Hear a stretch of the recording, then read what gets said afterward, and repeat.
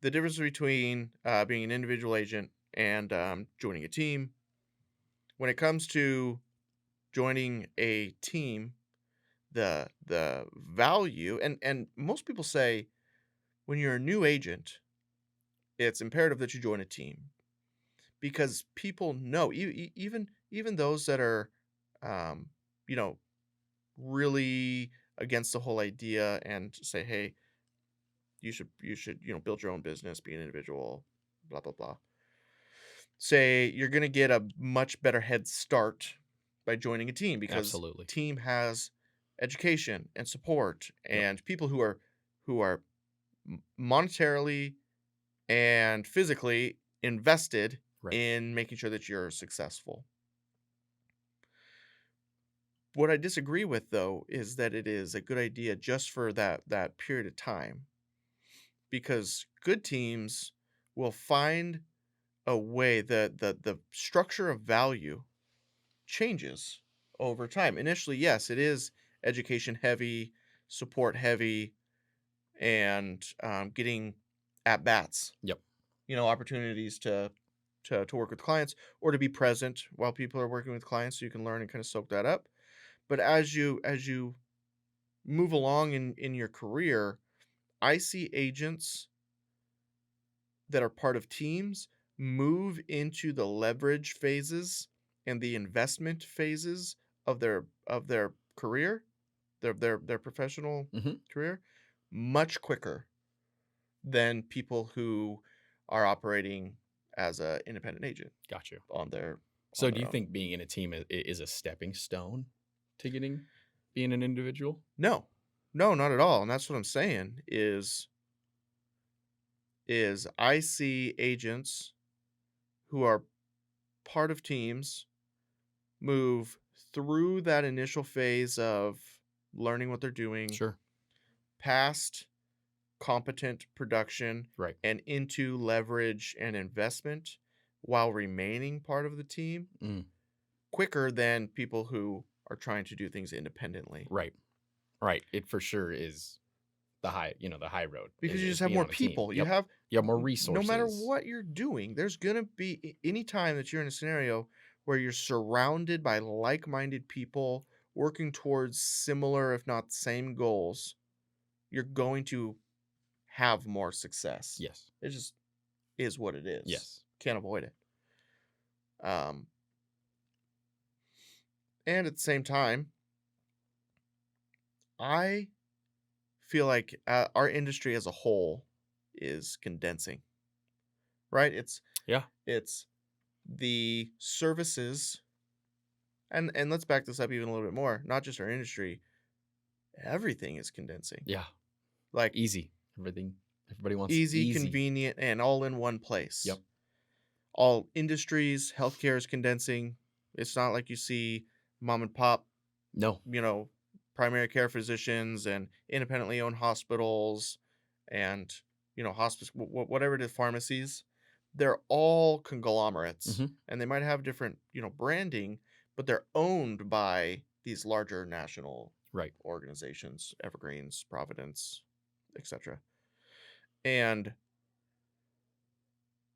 it's not just there in healthcare. You see it the like Amazon and Walmart. They've all kind of made this big push where we have been conditioned as people, as a society, to look to go to the place that has the most convenience and the most options Yep. in 100%. the majority of our decision making.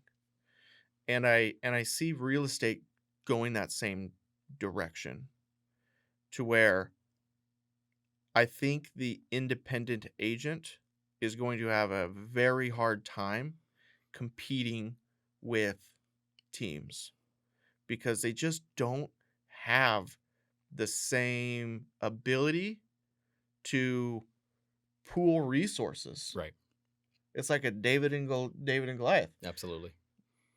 Say When if you're an independent agent and you have a listing and you need to do an open house on Saturday and you have a client who you're supposed to meet with on Saturday, how are you going to do both those things? You're not, Sure, yeah, right? and past that, you can't compete with the level of service Correct. that a team can provide in a long-term scalable way. Right. sure, you might be able to throw yourself at, one individual deal at a time and out. Even that though, I don't think you could, because when teams are pooling resources, it gives them the ability to pay for more assistance and more administration and Right. more marketing, and it gives them access to doing those things at a lower cost due to volume Right. than an independent agent is going to get access to. And let me be really clear, because I'm going to really piss a lot of people off by saying what I just said. Nobody is saying that independent agents aren't great at their job, Right. Or as good as a team. or For as sure. good or capable, Yep. or there's a reason why they're able to be competitive on their own, um, and have a lot of experience, doing so. And in the long term, I don't see where they're going to be able to be, remain. I'm not taking like a year, 2 years from now, over the next 10 years, as things condense and teams are able to incorporate mortgage loans and incorporate insurance and incorporate, that pooling of resources that is Right. going to give the consumer All more under one options. house. Right. Yeah. What's, you And know, generationally, you see independent agents, just on average, their clients are older.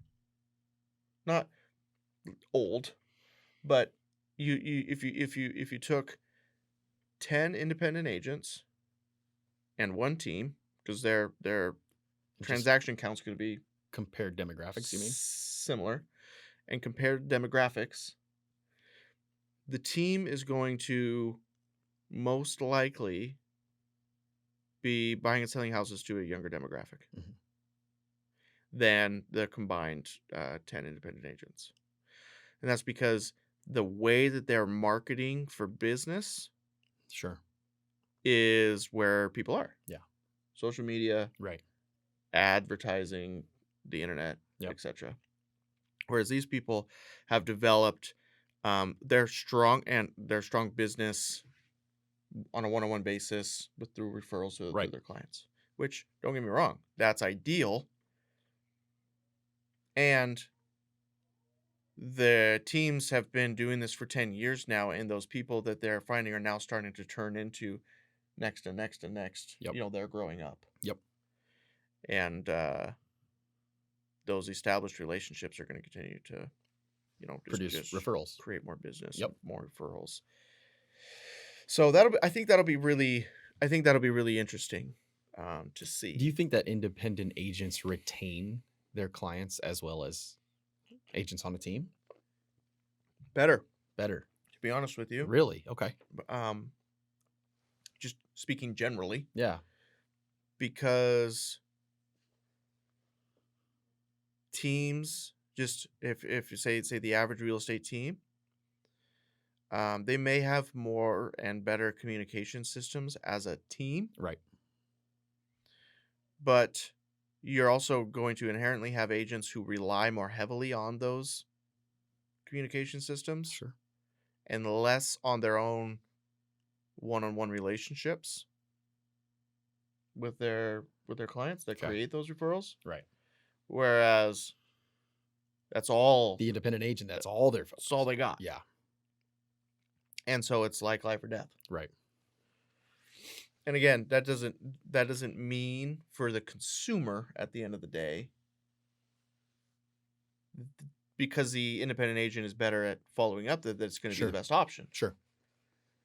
Because we see it all the time. All the time. Yeah.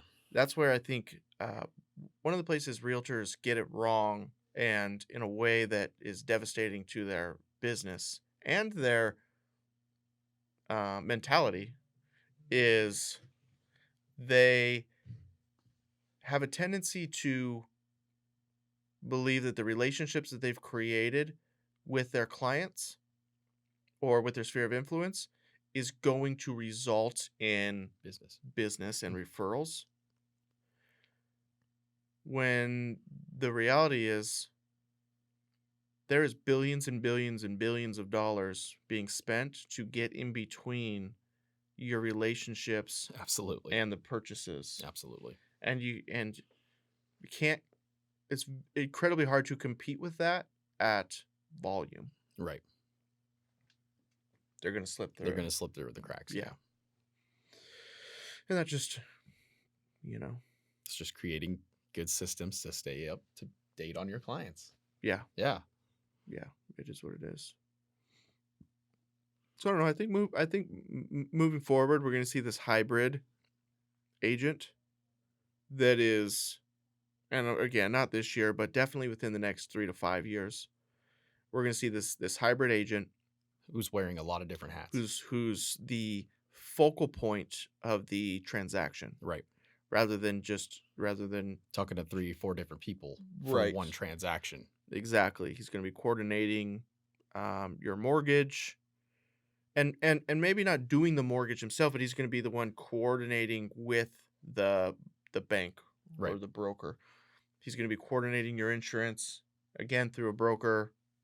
He's going to be coordinating the houses and the transaction. I think closers gonna close just Right. because that's such a, and maybe I'm wrong. I think people always said that's such a mortgage is such a, or and vice versa. I think you'll see lenders or people who traditionally have been mortgage brokers Become agent. right, become Right. more of a hybrid agent, because that's the direction that we're going. Right. And not just with real estate, with everything. Yeah. You know what I mean? Yeah, the easier we can get it out to the consumer, the better it is. Yeah. Yeah, I think even like lawyers and attorneys have been less specialized than they've been in the past. Yes, 100%. All sorts of services, and not because it's the benefit to the service providers. It's actually a pain in the ass to have to continue, you know what I mean, to Yeah. add more and more and more to Yeah. be competitive. It's the benefit of the consumer, or perceived benefit, because of how they've been conditioned to think. Exactly. No point in fighting it. It just kind of, is what it is. Yeah. Yeah. So what else is new? What's new? Not much, man. Just trying to Selling some real houses? estate. You selling some houses? Yeah. Tell me about it. I got some houses that are under contract right now. We're working through inspection. I got a listing coming on in Cheney this week, coming on today. And then another one that'll be coming up in Diamond Lake here in the next week or two. Nice. What's the like your most dreaded objection when it comes to talking to a home seller? My most dreaded objection? Yeah.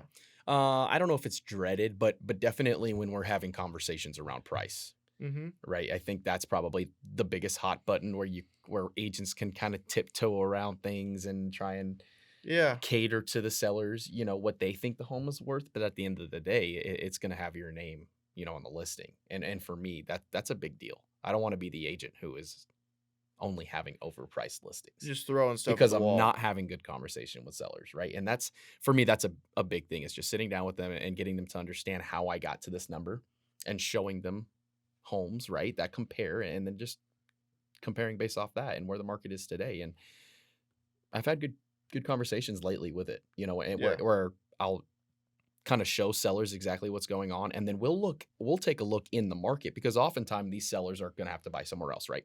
So they're getting kind of a look into the other side, and it brings perspective back into their own mind about selling their home, because they're seeing this home for $345. It's probably not worth $345. But they say their home is worth $345 and it's very similar to that one. So now they're going, okay, maybe we should be the best priced home for the best condition. Sure. So that's been really good lately. Really good conversations. Yeah, I think it's really interesting. I was having this conversation with somebody, I don't know, like a like a week ago where they were getting ready to go meet the seller. They'd already met with them a couple months ago, talked price. Seller was at that point was like really overvaluing what they felt like the home was for. Ooh. And um the guy's plan, and he was a little nervous. His plan was to go in and to tell them what the home was worth and why he felt it was worth that. Okay. And I asked him, how many questions have you asked? How many? Because here's the deal. There's a huge difference between showing somebody and telling somebody. Right. And when it comes to working with people, especially that have their own opinions or A lot. have heard, whatever it is, Right. Or that wherever they're getting their wherever they're information. getting their information, Yeah. and helping walk them through data to come to their own conclusions Exactly. versus telling them what and how they should be interpreting the scenario. Yeah. You're going to get two different results. Even in a situation where, and that's the book, Never Split the Difference. That's one of the bigger takeaways that I took from that book was even if somebody in the moment agrees with you when you've told them how to think and what action to take, Right. they're not going to be bought into that decision. Yeah. They're going to feel sold, and they're going to push back the whole rest of the transaction. And I think we see a lot of that too, where an agent will sit down at the kitchen table with the seller, and they'll tell them, based on this comp, this comp, this comp, what I'm seeing here as far as time on market, and et cetera, your home is worth $300,000. I think we should list at $300,000. And then the guy says, well, let's go 320 and, see if And anything, just see what we get. see if it sticks. And then you say, This is very common, by the way. I don't think that that's a good idea because I see homes get overpriced, and then I see them sit on the market for 3 weeks, take a couple of price reductions, And sell less than 300 what you had originally said it should be priced at. Exactly. And they are doing so without getting the leverage that they need to make it through a clear inspection period. Correct. The seller in that scenario may say, yes, okay, you do this every day. You're right. You're going to go on the market. Because it's priced right, it's going to sell within the first 5 days. The first thing they're going to say is, should have priced it higher. And you're going to get back with, and you're going to hit back with, no, because it priced well. I know that we sold for the highest amount because I know. And we're slowly eroding at the trust. So when you go to do that inspection period and the buyer starts to ask for stuff, they're already feeling like they've given so much, but they haven't, because they've been giving it to you, and they've been giving it to your opinions. Right. When from the beginning, if you would have taken out all those I think statements, yeah, that's the one thing that will get you in trouble. They'll kill you. The I think. And started with, here is the, like, step away from the house, step away from the price. Here is what the market is showing us. Here is what days on market is showing us when homes are overpriced, are spending more than 20 days on the market. This is what ends up happening. Taking them through this process without giving any opinions. Exactly. Or without giving any direction to lead them to their own conclusion. Not your conclusions, their conclusions, ultimately is what's going to deliver a relationship throughout the transaction where we're both bought in. Rather than feeling like they had to give and give and give just to, Get the deal done. get the deal done Yeah. because it was their idea to price it that way, Right. and it was their idea to take this. And if you do a good job of explaining it that way, And leading them. right, that's how they should feel. Yeah. Absolutely. Perfect. I think we hit the nail on the head. And thanks so much. We'll see you next time.